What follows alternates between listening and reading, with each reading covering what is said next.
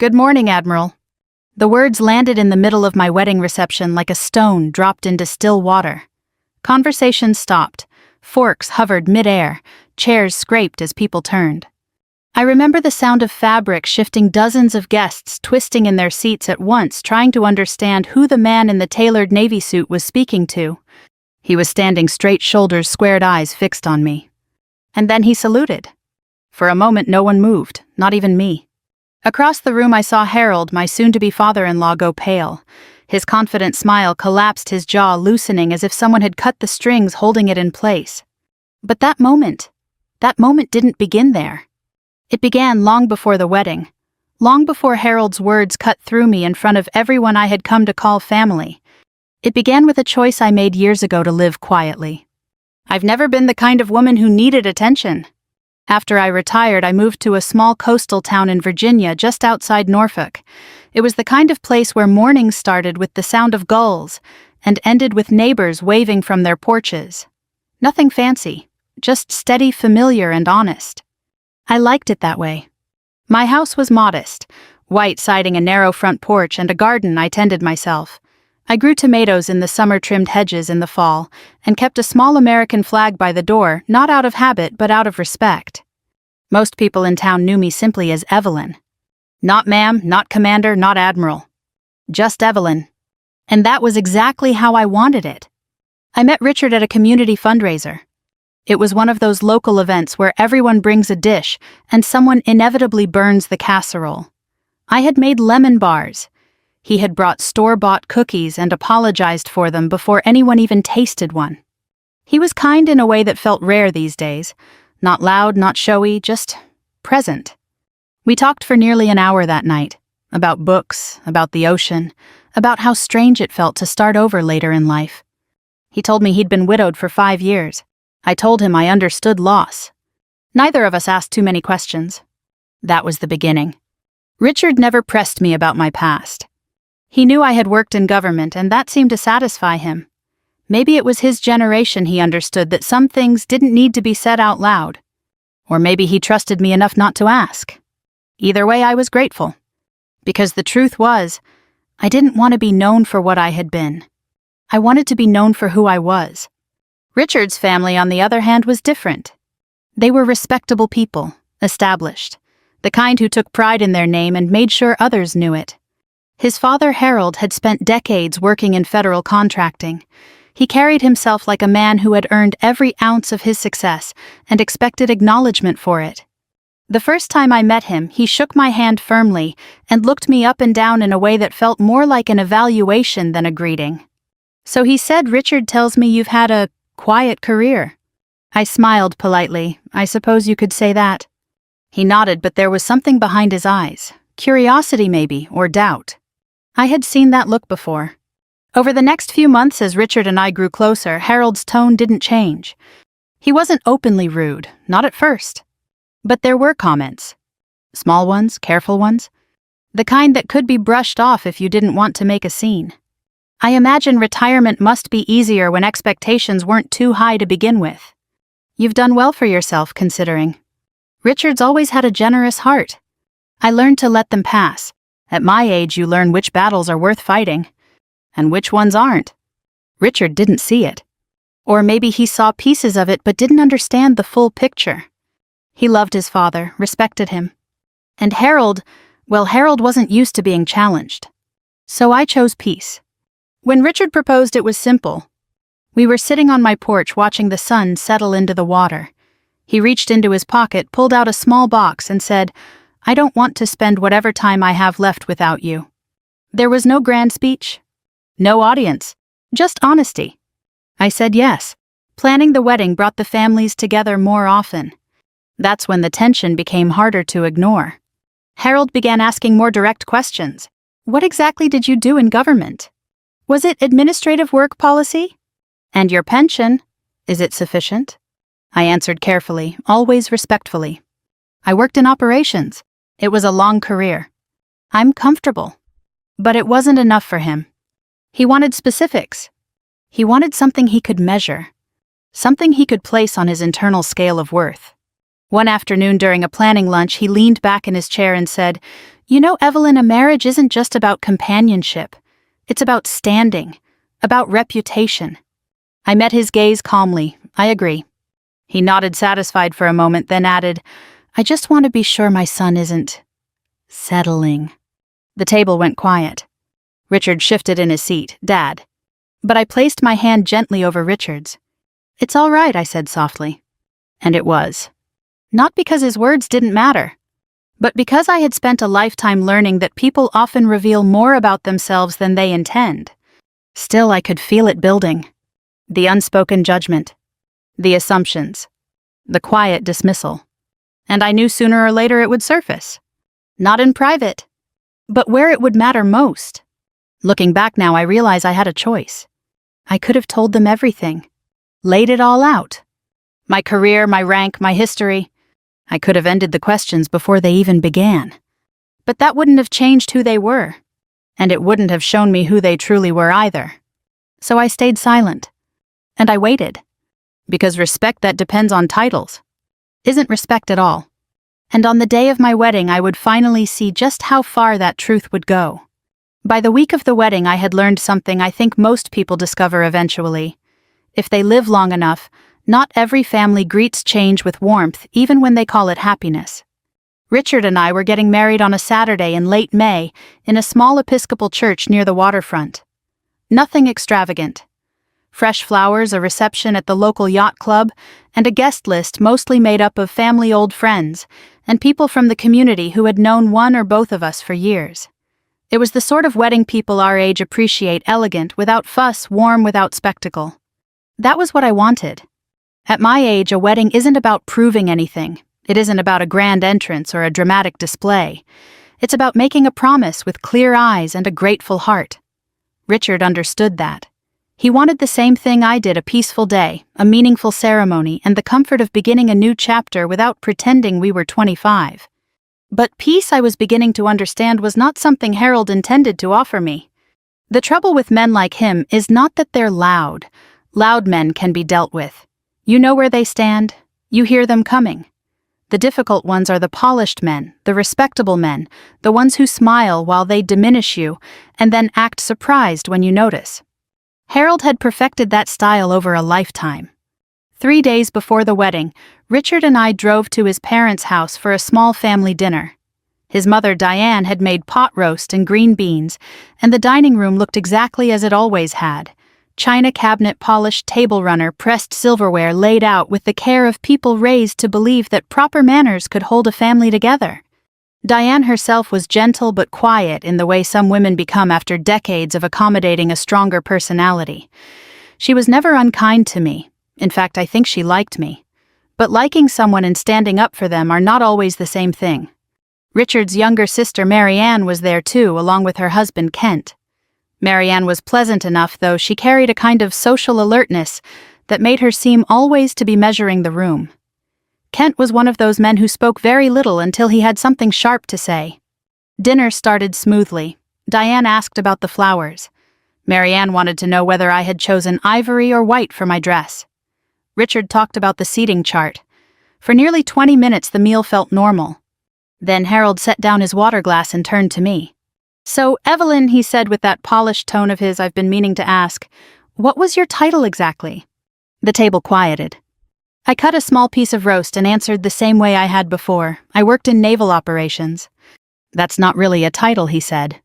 No, I replied calmly, it's not. He gave a short laugh as if I had confirmed something for him.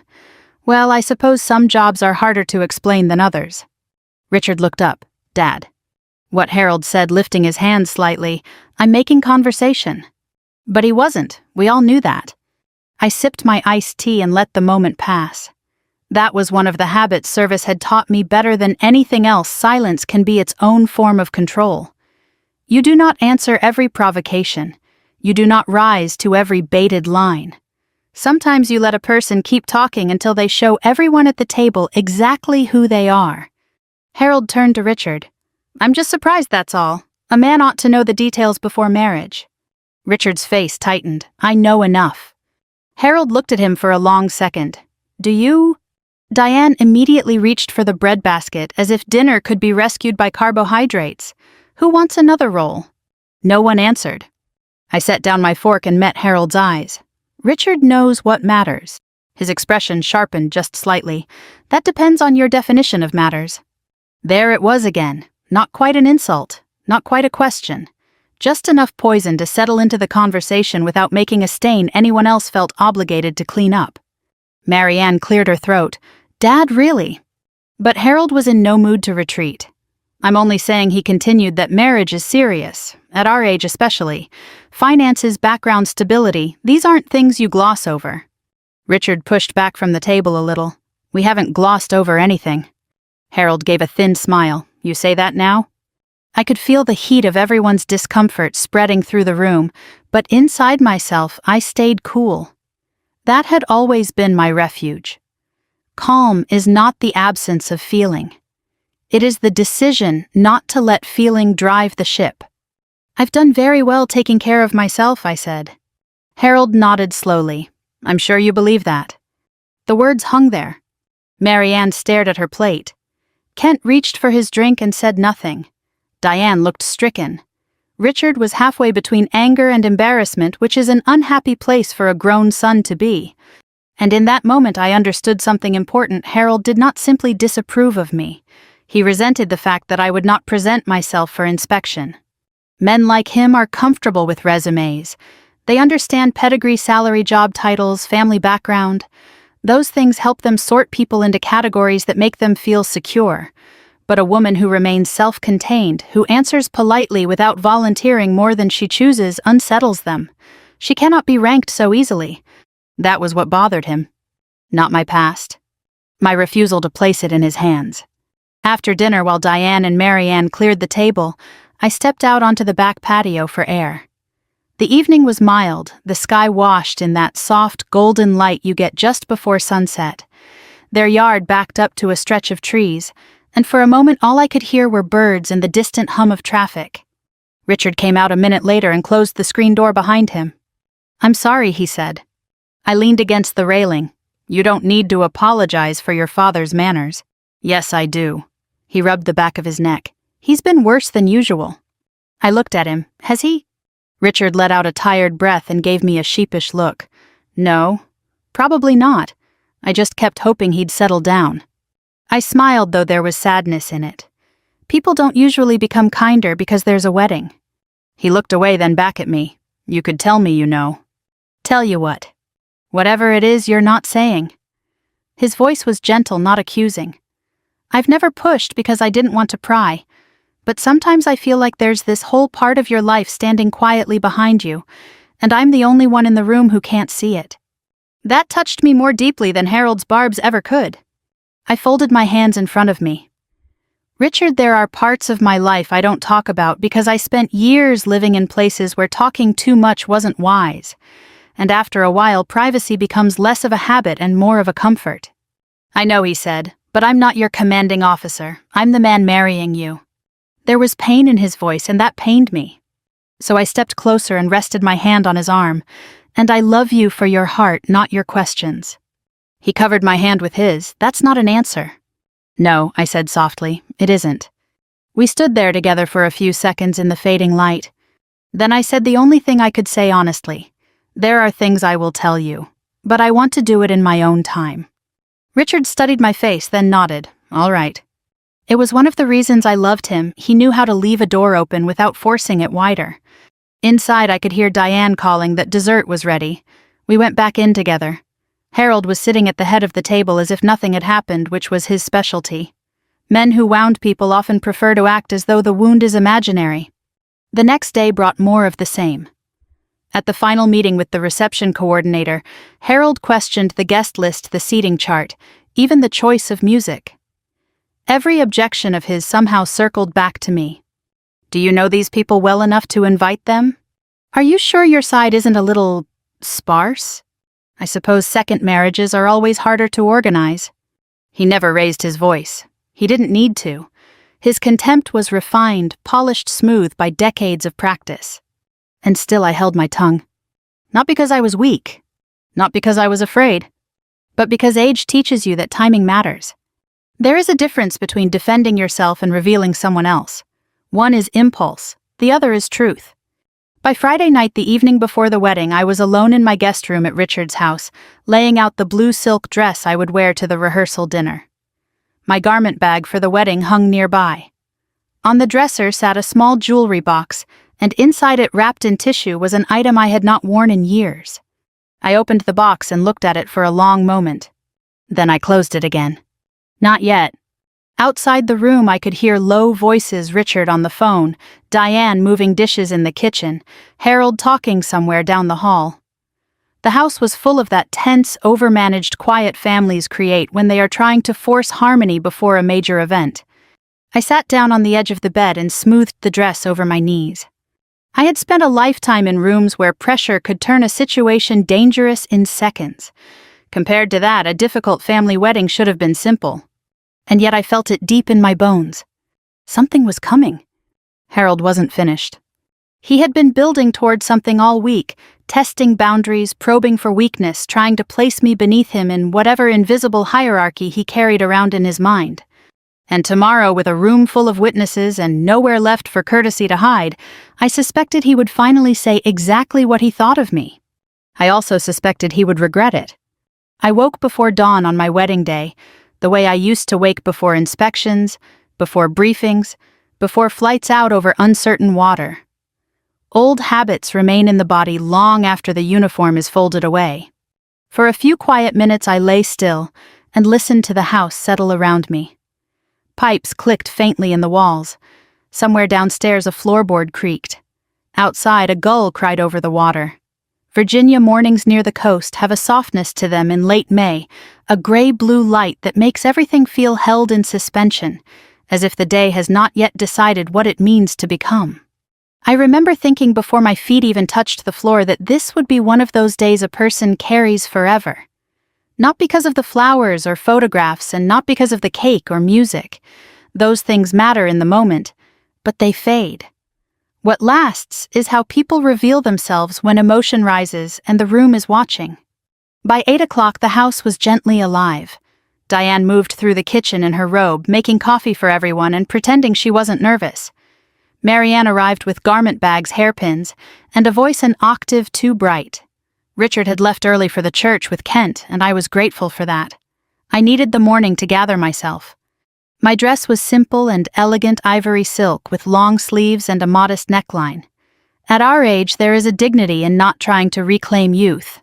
I didn't want to look young. I wanted to look like myself at peace. As Marianne zipped the back for me, she caught my eyes in the mirror. "You look beautiful," she said. "Thank you."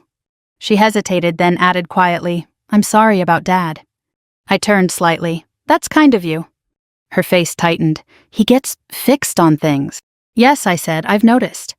She gave a small, embarrassed laugh. "Once he decides he understands a person, he doesn't really leave room to be wrong." That was one of the truest things anyone in that family had said. I studied her reflection for a moment and saw not just discomfort but fatigue. Children of strong fathers often spend years learning how to manage a weather system they did not create. "You don't have to carry responsibility for him," I told her. She lowered her eyes. "Maybe not, but somehow we all do." That stayed with me. The ceremony itself was lovely. The church was small, white, and full of warm morning light. Friends from town filled the pews. Richard stood at the front, looking handsome and a little overwhelmed, his gray suit pressed perfectly, his hands clasped too tightly. When he saw me step into the aisle, his whole face changed. Not dramatically, just softly. His shoulders eased.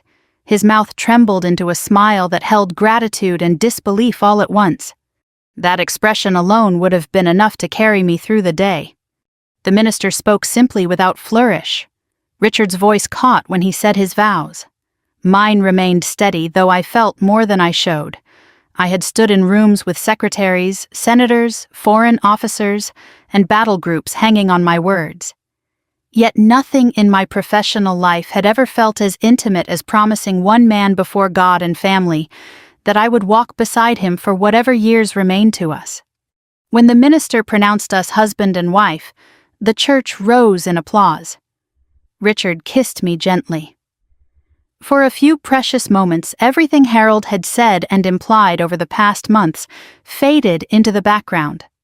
The only thing that felt real was the ring on my hand and the warmth of Richard's palm against mine. I wish that had lasted. The reception was held at a yacht club overlooking the water. It wasn't as grand as the name suggests. More old local prestige than modern luxury.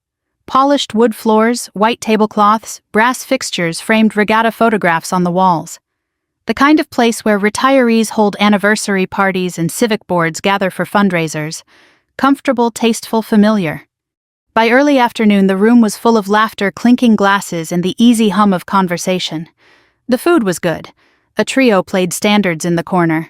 People came up to our table with stories, blessings, warm handshakes. For a while, I let myself believe Harold might preserve the day after all. He moved through the room with his usual confidence, greeting old contacts, shaking hands, patting backs.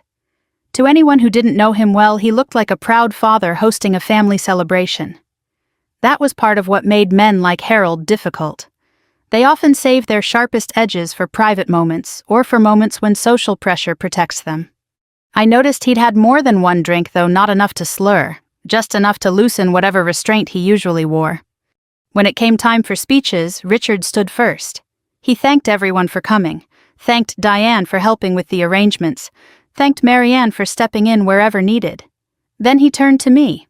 His words were brief and heartfelt. He said that meeting me had made the second half of his life feel unexpectedly full. He said I brought steadiness to his days and joy to his home. He said love at our age wasn't smaller than young love, it was deeper because it arrived carrying memory loss and choice. There wasn't a dry eye at our table. I squeezed his hand when he sat down. Then Harold rose. He lifted his glass and smiled, waiting for the room to settle. His posture was relaxed, practiced. He had likely imagined himself at the center of this moment for weeks. Well, he began, "This is certainly a memorable day." There were a few polite chuckles. "I've watched my son walk through some hard years," he continued. "Losing a wife changes a man. It leaves him vulnerable in ways he may not even recognize." I felt Richard shift beside me. Harold went on. "So when a new person comes along later in life, naturally a father asks questions." The smile on his face remained, but his eyes had sharpened. A few guests looked between us, sensing some current under the words. And I'll admit he said I had my concerns. Richard set down his fork. "Dad." Harold waved a hand lightly, still smiling. No, hear me out. I'm speaking honestly. That's what families should do." A murmur passed through the room. Diane stared at the tablecloth. Harold turned slightly enough to include me without fully facing me. "You see, Evelyn has always been something of a mystery to us." I sat very still. "She's private," he said. "Very private," which in itself is fine. But when a woman enters a family and keeps so much hidden, people naturally wonder what exactly is being hidden. The room had gone almost silent now. Somewhere near the back, a glass was set down too hard. Richard stood halfway. "That's enough." But Harold continued, his voice a little stronger now, a little less polished. "My son is a decent man. A trusting man. Maybe too trusting. And I'll say what others may have been too polite to say when someone appears out of nowhere with vague stories about government work and a quiet life. A man is entitled to ask whether she's there for love or for security." The words hit the room like a slap. I heard Marianne suck in a breath. Diane looked as if she might cry. Several guests turned toward me immediately, not with suspicion, but with the helpless attention people give a person who has just been publicly struck. Richard pushed back his chair and stood. "You need to stop. Right now." Harold flushed with the terrible courage of a man who mistakes an audience for agreement, pressed on. "I'm only protecting my son. If that embarrasses anyone, so be it." Then he looked directly at me. "For all we know, he said you spent your career pushing papers in some office and learned just enough to make yourself sound important. But this family doesn't owe respect based on vague hints and polished manners." The silence that followed was unlike ordinary silence. It had weight, shame, shock, the sound of 100 people realizing together that something had gone too far. Richard turned to me horrified. "Evelyn." But I placed my hand gently over his wrist. "It's all right," I said. And strangely it was, because humiliation only works when you accept the measure being used against you. Harold thought he was stripping something away from me, but he could only strip away the illusion he had built for others. He had no access to what I actually was. I rose slowly from my seat. Not angrily, not dramatically. Just calmly. Every eye in the room followed me. Harold's face was flushed, but I could see the first hint of uncertainty flicker there. Bullies count on immediate collapse, not composure. They know what to do with tears. They know what to do with shouting. Calm confuses them. I looked at him and said in an even voice, "You are entitled to your opinions, Harold, but you are not entitled to invent my life simply because I declined to perform it for your approval." A few people lowered their eyes. A few others nodded almost imperceptibly. Harold gave a brittle laugh. "Then perhaps you'd like to enlighten us." There it was, the invitation, public, smug, and poisoned. I could have answered then. I could have ended everything with one sentence. Instead, I said no, I don't think I need to. That unsettled him more than anger would have. He opened his mouth again, perhaps to say something even crueler, when the doors at the back of the reception room opened. At first, no one paid much attention. Just another late guest, perhaps. But then the room's focus shifted in a way I recognized instantly. Heads turned not from curiosity, but from the subtle force of authority entering a space. A tall man in a dark suit stepped inside, silver-haired, straight-backed, carrying himself with unmistakable military bearing. Two others followed behind him, though they remained a respectful distance back. Harold's expression changed. Only slightly, but enough. He knew him. And as the man moved through the parted crowd, his gaze fixed not on Harold, not on Richard, but on me, I realized that the day Harold had worked so hard to control had finally slipped beyond his reach. The room seemed to hold its breath as the man approached. I recognized him immediately, though it had been years since we had last stood in the same room. Time had etched deeper lines into his face, and his hair had gone fully silver, but his posture hadn't changed. It never would. Men like him don't forget who they are even when the uniform comes off. Rear Admiral Thomas Whitaker. Harold's superior. And once long ago, mine in a different chain of command. He walked past tables of guests who instinctively moved aside, though most of them didn't understand why. There's a certain presence that doesn't need explanation. It's felt, not announced. When he reached me, he stopped. Straightened. And then, in one smooth, unmistakable motion, he raised his hand in a formal salute. "Good morning, Admiral." You could have heard a pin drop. The words didn't echo, but they carried, across every table, through every whispered assumption, into every corner of that room where people had just watched me be measured and dismissed. For a moment, I didn't move. Not because I didn't know what to do, but because I understood exactly what this moment meant. Then quietly I returned the salute. "Good morning, Tom," I said. Not loudly, not for effect. Just enough.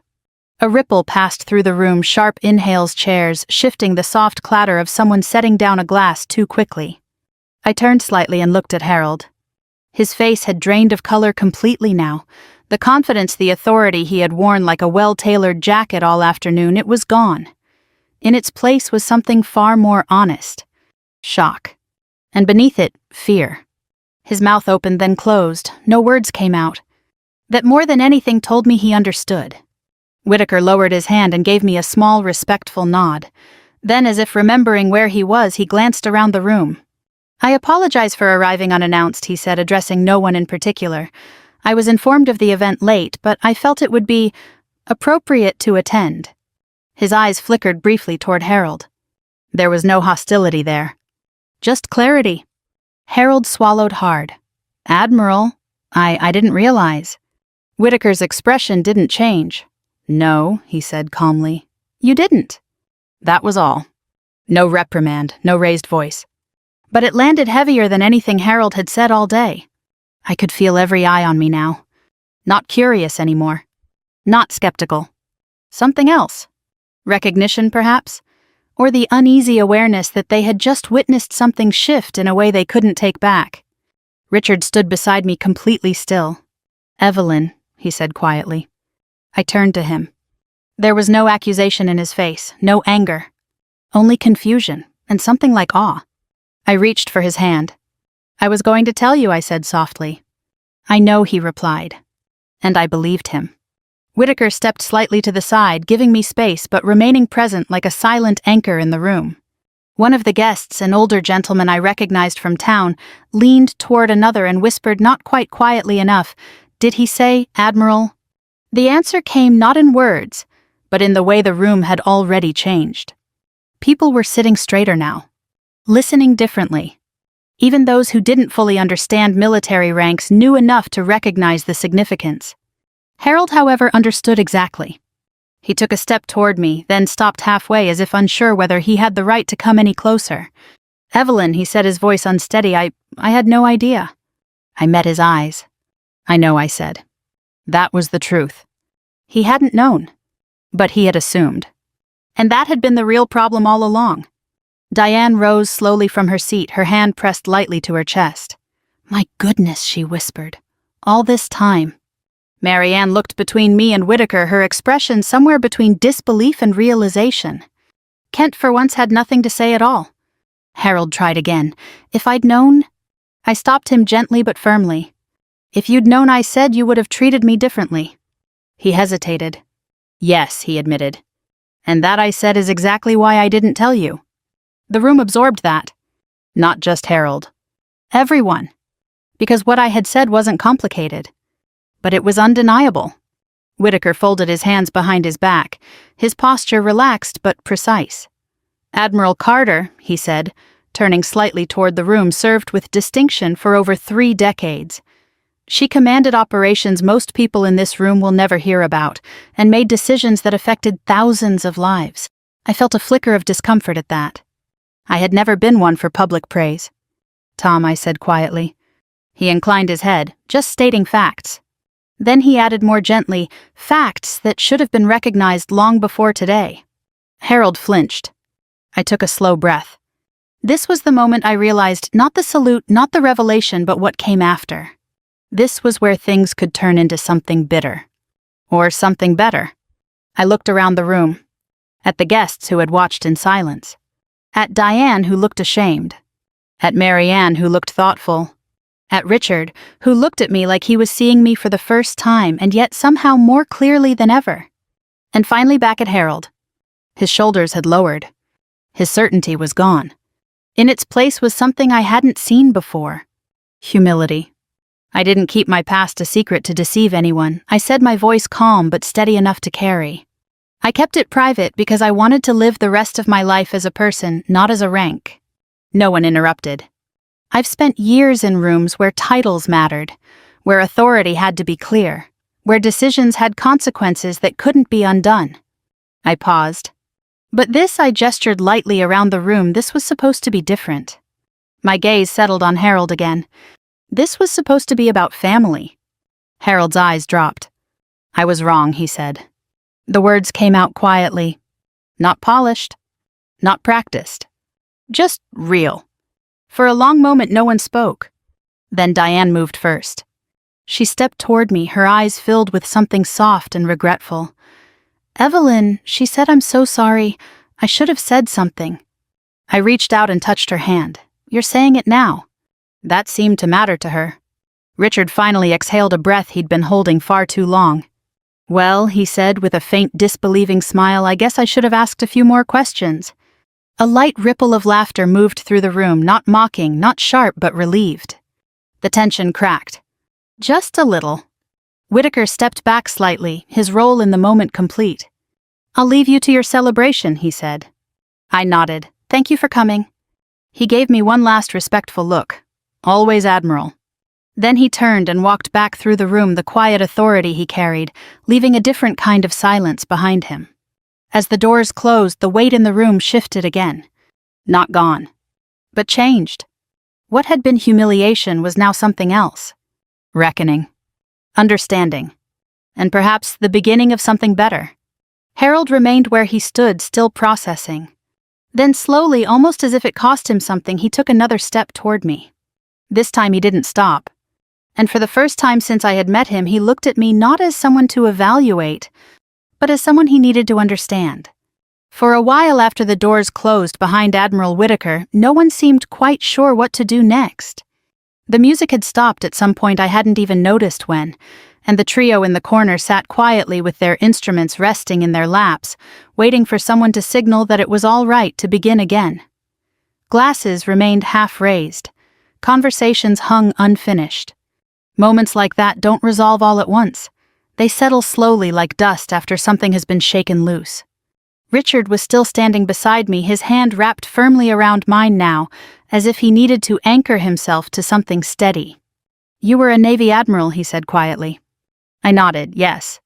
He let out a soft breath, not quite a laugh. "That's not exactly small detail." "No," I agreed, "it isn't." He studied my face, searching not for answers, I realized, but for reassurance. "Why didn't you tell me?" he asked.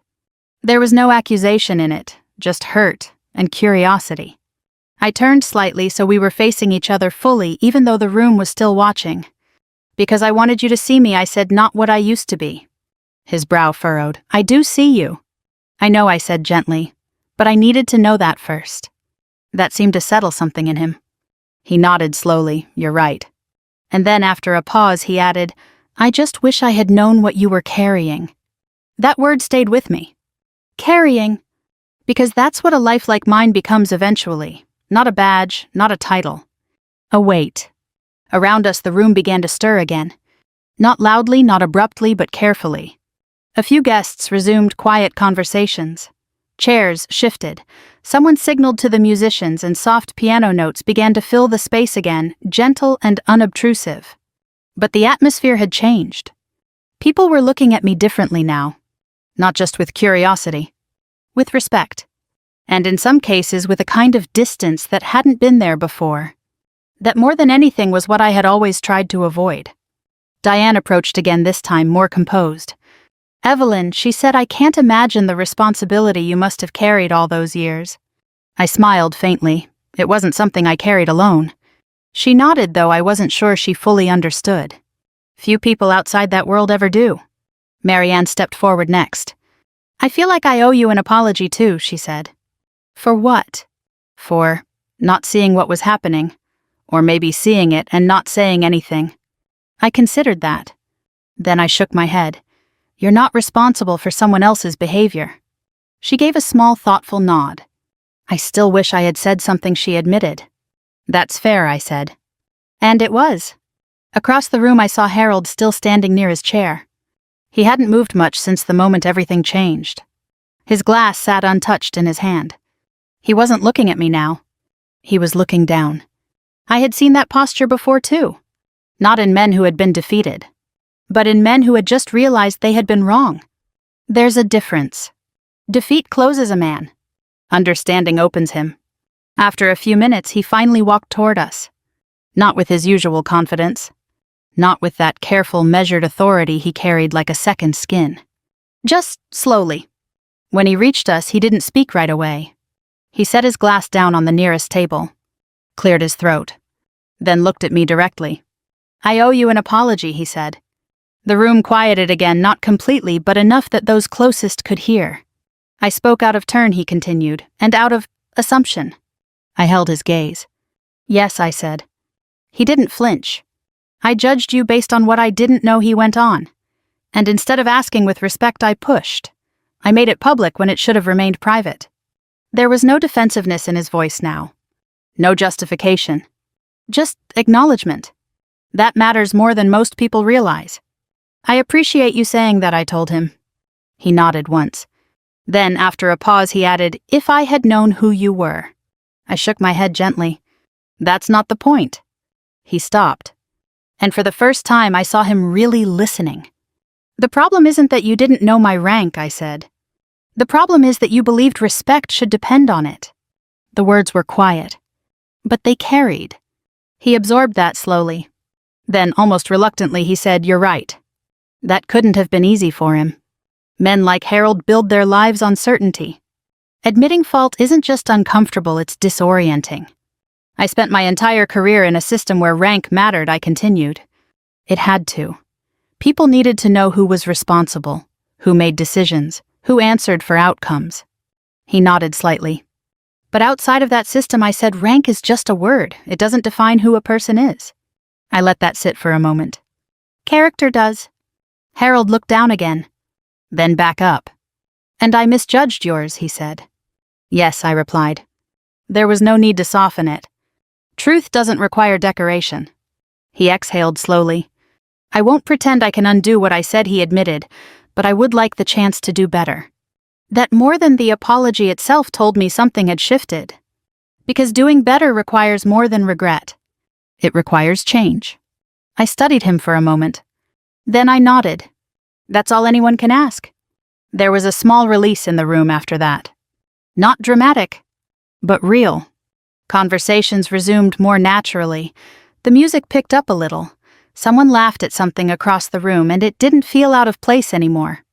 Richard squeezed my hand. You handled that better than I would have, he said quietly. I smiled. That's why you married me. He chuckled softly, among other reasons. As the afternoon continued, people approached me one by one. Some offered congratulations. Some asked respectful questions about my service. Others simply shook my hand and said nothing at all. I answered what I chose to answer, and left the rest where it belonged, in the past. But through it all, one thing remained clear in my mind.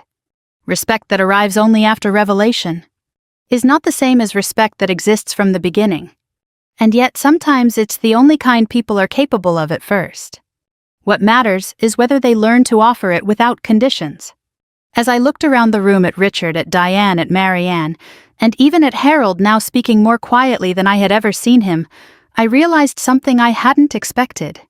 This day hadn't just revealed who I was. It had revealed who they were. And more importantly, who they might still become. By the time the sun had begun to lower over the marina, the reception had softened into something quieter and more honest than it had been all afternoon. The shock had worn off. The whispers had thinned. People were no longer looking at me with that startled, searching expression they'd had after Admiral Whitaker's salute. They were looking at me more normally now, though, perhaps with a little more care than before. I was grateful for that. I had no desire to spend the rest of my wedding day as a spectacle. Richard and I had managed one slow dance, just one. The band was playing an old standard something from the 60s, warm and familiar, and we moved carefully across the floor with the kind of restraint that comes from years, not from lack of feeling. His hand rested lightly at my back. My head was near his shoulder. Neither of us spoke for the first minute or so. Finally, he said, I keep replaying the whole day in my mind. That's usually a sign of shock, I said. He gave a quiet laugh. That obvious? A little. We kept moving. Then he said more seriously, I'm not upset that you were an admiral. I certainly hope not. That brought another small laugh from him. I'm upset, he said, that you felt you had to carry that alone. I drew back just enough to see his face. It wasn't about carrying it alone. Then what was it about? I took a breath. It was about leaving it where it belonged. He studied me, listening. When you spend years in command, I said, people stop seeing the person and start seeing the structure around her. The rank, the authority, the expectations. Even after retirement, it follows you. People either stiffen around you or perform for you. I didn't want that with you. And you thought telling me would change that? I didn't know, I said honestly, but I knew I didn't want to begin our life together inside a title I had already spent a lifetime carrying. Richard was quiet for a moment. Then he nodded. I can understand that. I smiled a little. You don't have to understand all of it. I know, he said, but I'd like to understand more than I did this morning. That touched me. So I rested my head against his shoulder again and let the music carry us the rest of the way through the song. When it ended, he kissed my temple and said, whatever you tell me from here on out, tell me because you want to, not because anyone forced the moment. That was Richard all over. A decent man in an indecent moment, still trying to make room for grace. A little later, after coffee had been served and the cake had been cut, I stepped outside to the club's back terrace for air. The evening was cool and clear. The water beyond the railing had turned a deep blue-gray, and boat masts rocked gently in the slips below. From inside came the softened sound of conversation and silverware blurred now by glass and distance. I stood there for a minute by myself, one hand resting on the railing, letting the quiet settle my nerves. I thought I might find you out here. I turned. Harold stood in the open doorway. For once he did not look like a man entering a room he expected to control. He looked older than he had that morning, not frail, just stripped of some invisible armor. I didn't speak, I simply waited. He came a few steps closer, then stopped at what felt like a respectful distance. "I won't keep you long," he said. "That would be appreciated." He nodded, accepting that. For a moment he looked out at the water instead of at me.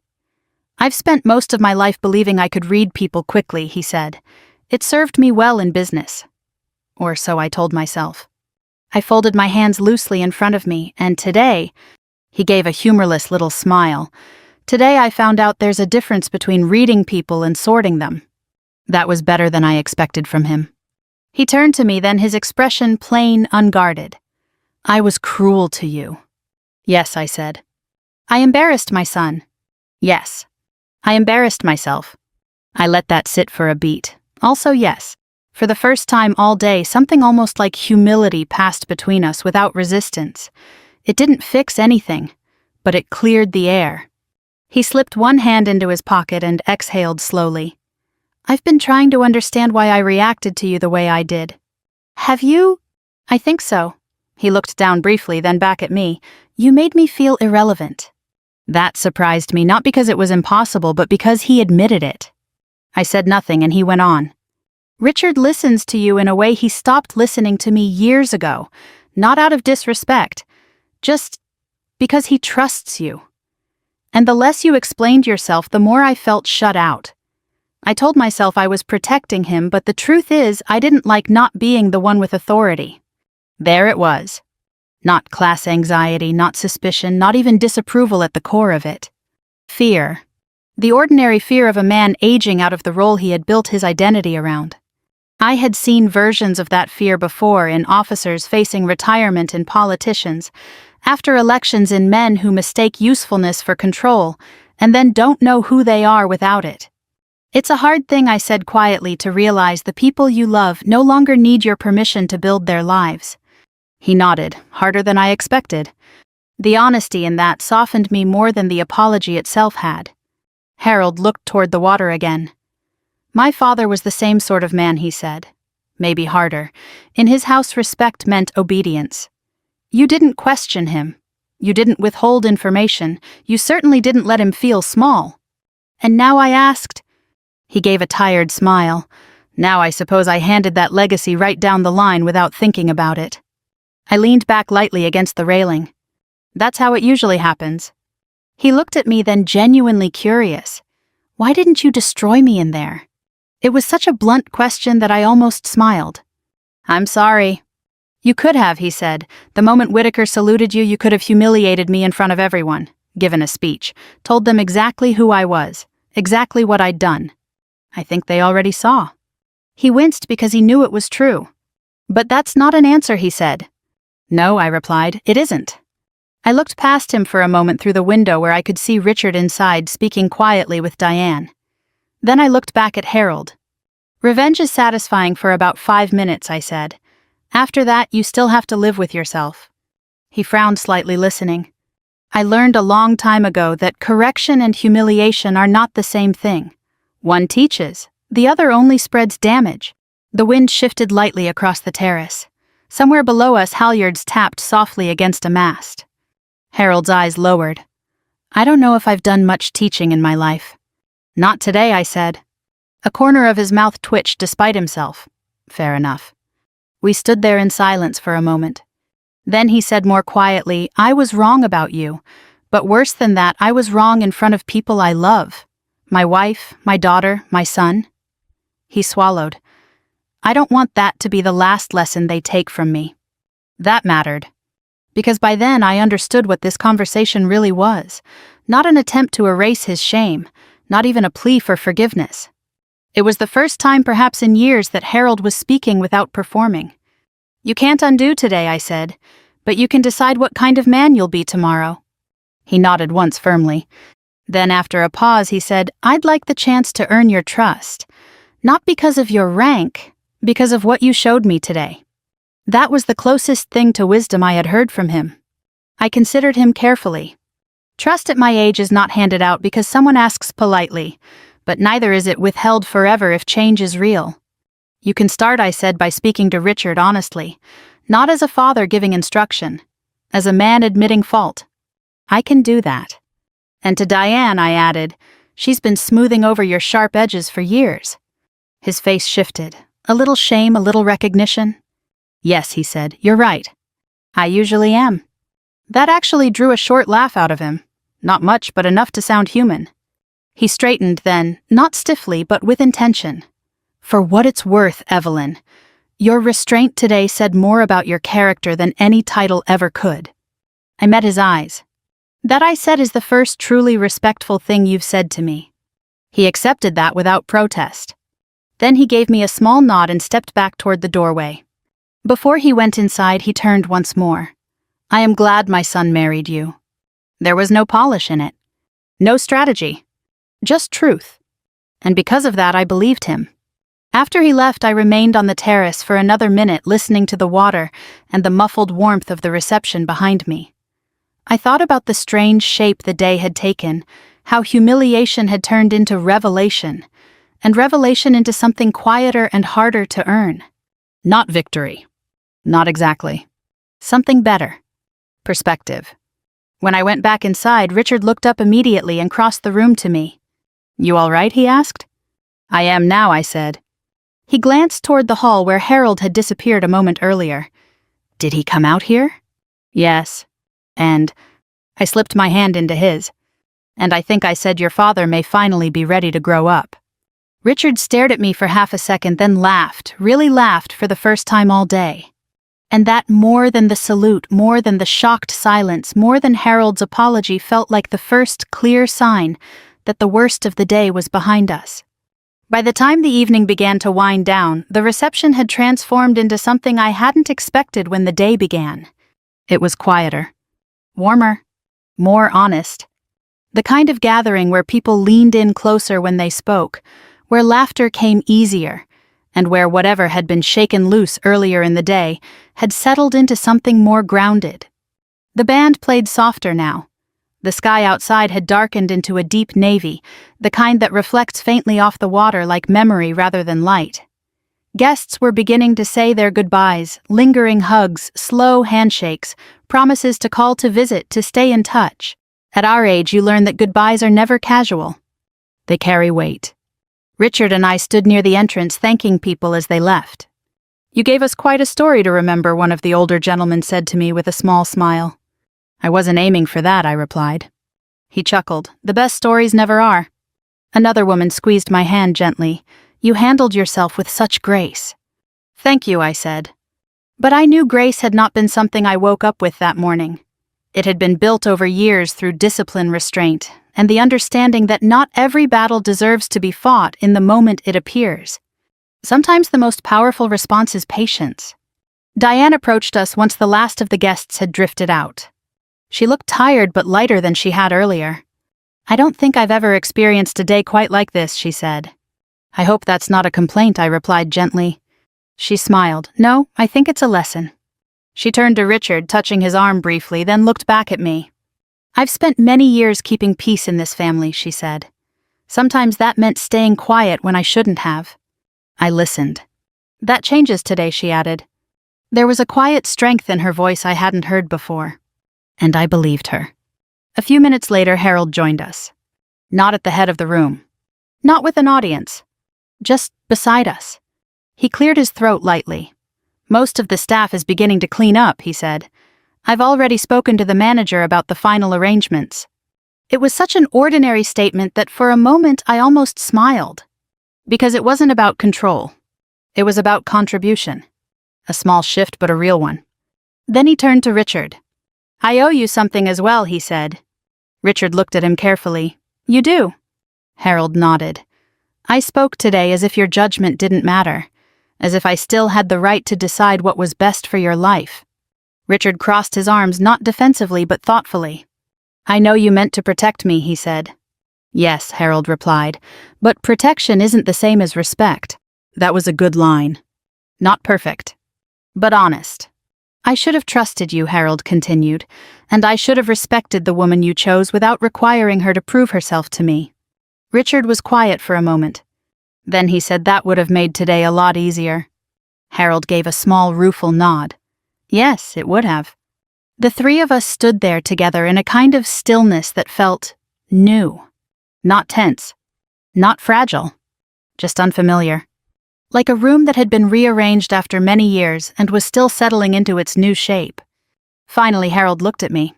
"I won't pretend I can undo what I did," he said. "But I meant what I said earlier. I would like the chance to do better." I held his gaze. "You'll have that chance," I said. He nodded, accepting that it was not forgiveness, but it was not rejection either. And sometimes that's where real change begins.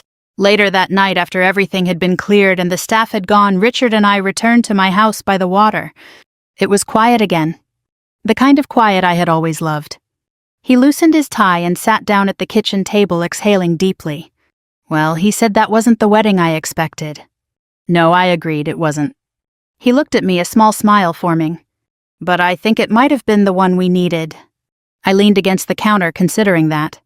"Yes," I said, "I think you're right." He rested his arms on the table. "So," he said, "are there any other surprises I should know about?" I smiled. "No more ranks," I said.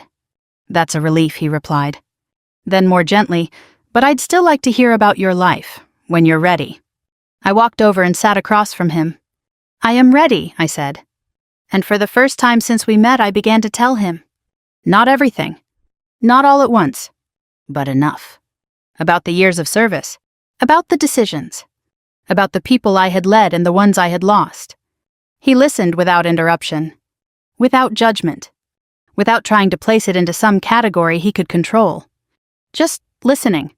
And that more than anything told me I had made the right choice. As the night deepened and the conversation slowed, I stepped out onto my porch one last time. The water was dark and still now. The air carried that familiar coastal chill. I rested my hands on the railing and thought about everything that had happened. The insult. The silence. The salute. The apology. The shift. It would be easy to call it justice. Easy to frame it as a moment where truth prevailed and pride was humbled. But life is rarely that simple. What mattered more wasn't that Harold had been proven wrong. It was that he had been given the chance to see it and choose something better. Because in the end, titles fade. Positions end. Even the strongest reputations soften with time. But character is what remains when everything else is stripped away. I turned back toward the house where Richard waited inside.